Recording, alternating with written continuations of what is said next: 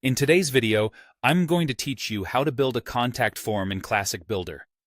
By the end, you'll have a clean, functional form on your landing page that captures the information you need and guides visitors smoothly through submission.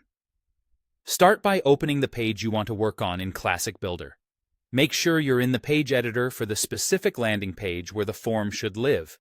It helps to decide ahead of time where the form will sit on the page, often near the top or in a clearly defined section, so it's easy for visitors to find and complete. Next, look to the left toolbar and drag the form widget onto your page. Drop it where you want it to appear. This places a form container right on your canvas and opens a configuration dialog so you can start shaping what the form collects.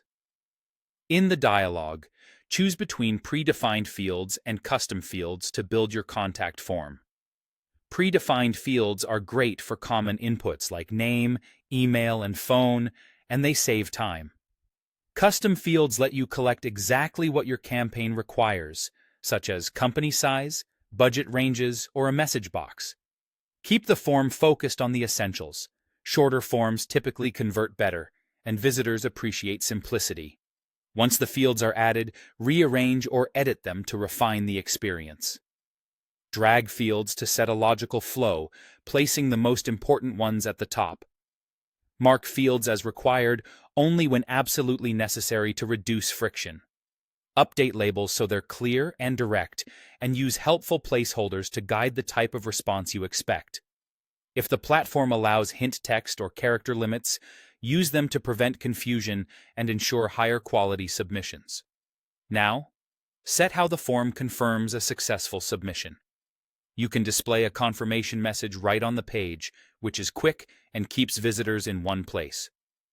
Alternatively, redirect them to a dedicated thank you page. A redirect is useful if you want to provide next steps, share resources, or track conversions more precisely.